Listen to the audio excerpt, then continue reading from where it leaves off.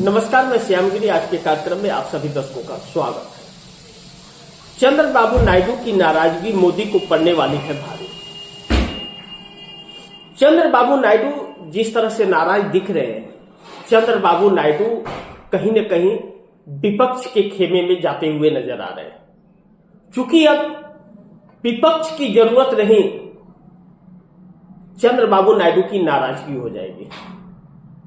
विपक्ष के साथ जाना मजबूरी आप कह सकते हैं, नाराजगी न कहिए, मजबूरी कह दीजिए। और मोदी से नाराजगी, चूंकि बहुत सारे वजह है। अब अगर चंद्रबाबू नायडू नहीं जाते हैं तो चंद्रबाबू नायडू सत्ता गंवा बैठेंगे। इस वक्त तो पूर्ण बहुमत की सरकार है, सत्ता नहीं जाएगी, लेकिन आने वाले चुनाव में चंद्रबाबू नायडू के लिए चुनाव जीत पाना बहुत ही मुश्किल हो जाएगा। क्योंकि आंध्र प्रदेश के वाईएसआर जगनमोहन रेड्डी जो हैं, जगनमोहन रेड्डी के नजदीक नरेंद्र मोदी की टीम जा रही है और इतना नजदीक जा रही है कि आने वाले चुनाव में साथ मिलकर लड़ने के संकेत मिल रहे हैं। ऐसे में चंद्रबाबू नायडू के लिए बहुत बड़ी चुनौती नरेंद्र मोदी बन रहे हैं। क्योंकि पिछली बार भी ऐसे ही हुआ था, तो 2018 में चंद्रबाबू नायडू ने समर्थन वापस ले लिया था मोदी सरकार से। अब चंद्रबाबू नायडू कहीं ना कहीं कांग्रेस की तरफ मूव करते हुए नजर आ रहे हैं और वह आज की आंध्र प्रदेश की जरूरत है। इस व्यवस्था को बदलने की जरूरत है। अगर यह व्यवस्था नहीं बदली तो चंद्रबाबू नायडू समझ गए कि जिस तरह से एसआईआर किया जा रहा है उससे चंद्रबाबू नायडू भी अछूते नहीं रहेंगे। क्योंकि यह साथ रहकर मीठी बातें करके धोखा कैसे दिया जाता है, चंद्रबाबू नायडू से बेहतर कोई नहीं समझ सकता। क्योंकि नरेंद्र मोदी ही वह व्यक्ति है जिसके वजह से चंद्रबाबू नायडू को सत्ता गंवानी पड़ी। लेकिन 2024 लोकसभा चुनाव में चंद्रबाबू नायडू ने समर्थन दिया। क्योंकि अगर मोदी को समर्थन देकर के सरकार नहीं बनाते तो फिर उनका कोई मतलब नहीं होता। क्योंकि इंडिया गठबंधन सरकार बनाने के लिए इच्छुक नहीं था, क्योंकि उसके पास आंकड़े बहुत कम थे और प्रयास भी नहीं किया गया। अगर प्रयास किया गया होता तो शायद नरेंद्र मोदी की सरकार नहीं बनती। लेकिन सिंगल लार्जेस्ट पार्टी होने की वजह से राष्ट्रपति महोदया भारतीय जनता पार्टी को ही सरकार बनाने की निमंत्रण देती और अगर बन जाती तो फिर खेल दूसरा होता। तो इसलिए मोदी की सरकार बनी। लेकिन उसके बाद तो विपक्ष को एकजुटता दिखानी चाहिए थी। लेकिन नरेंद्र मोदी जानते थे कि अगर विपक्ष एकजुट हो गया तो उनकी सरकार हिल जाएगी। क्योंकि ज्यादा डिफरेंस नहीं है। विपक्ष के पास 243 सीटें और भारतीय जनता पार्टी के पास 240, यानी कि क्षेत्रीय दलों के समर्थन से ही सरकार बननी है। तो क्षेत्रीय दल जो एनडीए गठबंधन के हिस्सा है वह इंडिया गठबंधन के साथ न चले जाए, इसलिए उन्होंने इंडिया गठबंधन में फूट डालने की भरपूर कोशिश की और उसमें वह सफल भी हुए। चाहे ममता बनर्जी हो, चाहे वह शरद पवार हो, चाहे उद्धव ठाकरे हो, अखिलेश यादव हो। लेकिन स्टालिन इंडिया गठबंधन में कांग्रेस के साथ जुड़े रहे। अरविंद केजरीवाल साथ छोड़ दिए। अरविंद केजरीवाल इंडिया गठबंधन से कांग्रेस को निकालना चाहते थे, लेकिन खुद ही निकल बैठे। सोचिए, 3 सांसदों वाली पार्टी 100 सांसदों वाली पार्टी को गठबंधन से निकलवाना चाहती थी, जबकि कांग्रेस के बगैर गठबंधन की कोई सोच भी नहीं सकता केंद्र में सरकार बनाने के लिए। ऐसे में चंद्रबाबू नायडू इन बातों को तो समझ गए हैं कि कांग्रेस की अहमियत क्या है और कांग्रेस के थ्रू अगर सरकार बनती है तो वह सरकार कैसे चलेगी यह भी जान गए। क्योंकि आज तक इस देश में जो सरकारें कांग्रेस की चली और इस देश में जो संस्थाएं बनी वह सब कांग्रेस की वजह से है। क्योंकि जो कानून बने वह भी लोकतांत्रिक तौर पर बने और संवैधानिक तरीके से बने।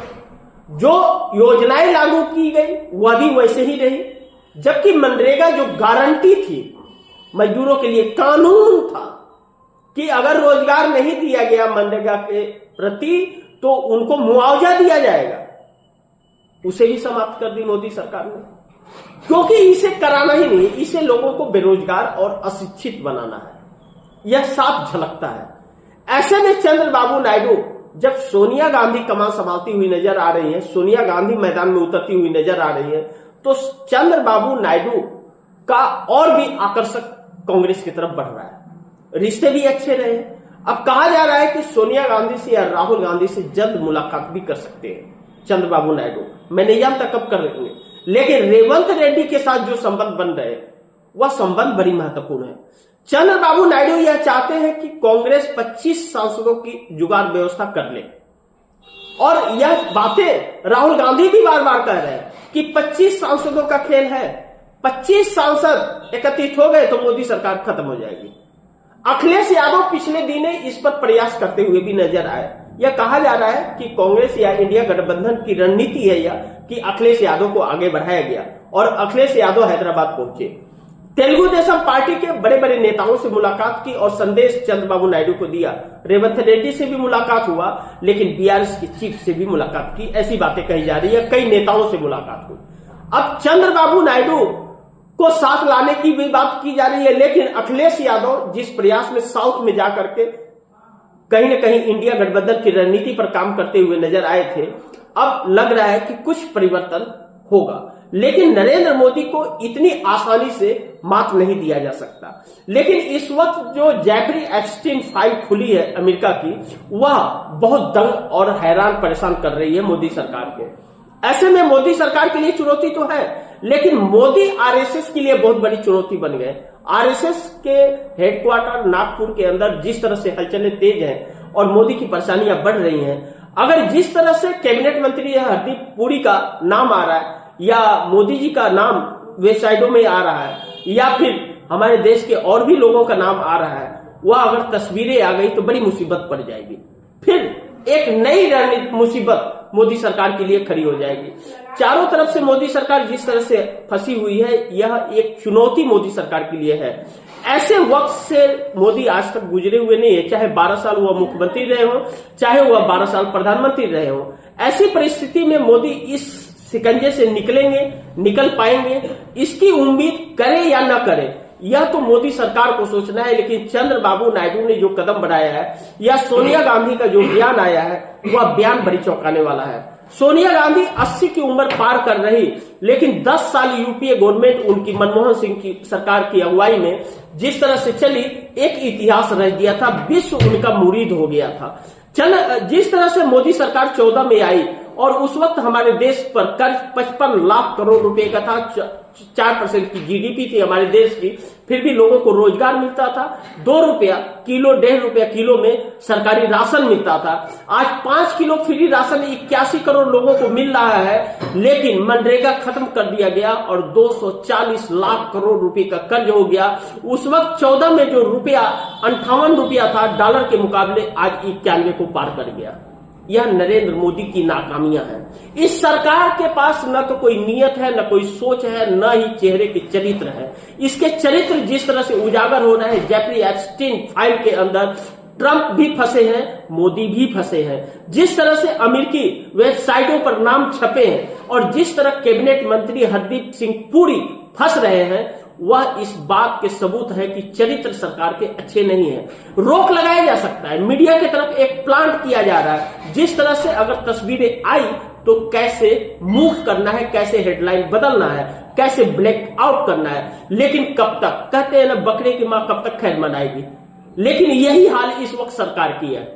अपने पराये हो रहे हैं। मुरली मनोहर जोशी बगावत पर उतरे हुए हैं। आरएसएस के अंदर हड़कंप है, भारतीय जनता पार्टी के अंदर संग्राम छिड़ा हुआ है। 240 सांसदों की बैठक आज तक नरेंद्र मोदी ने नहीं बुलाई है 2024 लोकसभा चुनाव के बाद, क्योंकि वह जानते हैं कि विरोध हो जाएगा। जबकि संसदीय दल की बैठक में संसदीय दल का नेता चुना जाता है, वही प्रधानमंत्री का चेहरा होता है। लेकिन नरेंद्र मोदी भारतीय जनता पार्टी के संसदीय संगठन के वह नेता नहीं है, वह एनडीए के नेता है। और एनडीए से चंद्रबाबू नायडू जो मूव करते हुए नजर आ रहे हैं, जो विदाई लेते हुए नजर आ रहे हैं, वह नरेंद्र मोदी सरकार के लिए बड़ी मुसीबत पड़ने वाली है।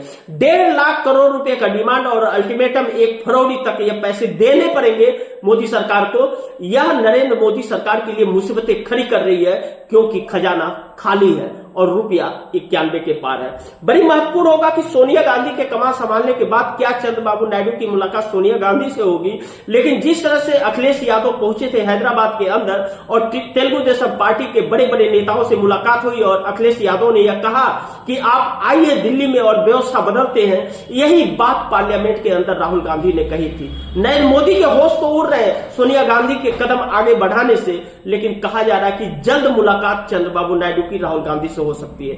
देखते हैं, इंतजार करते हैं, वक्त नजदीक आ रहा है, लेकिन मोदी का वक्त बहुत तेजी से आगे बढ़ रहा है। लग रहा है कि अब कुछ बड़ा होने वाला है इस देश के अंदर। तो बाकी आप दर्शकों की क्या राय है, आपके सुझाव क्या है, कमेंट बॉक्स में जरूर दीजिएगा।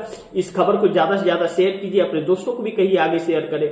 आपने अगर चैनल को सब्सक्राइब नहीं किया तो सब्सक्राइब कर लीजिए, अपने दोस्तों को भी कहिएगा। मिलते हैं अगली खबर के साथ, तब तक के लिए नमस्कार।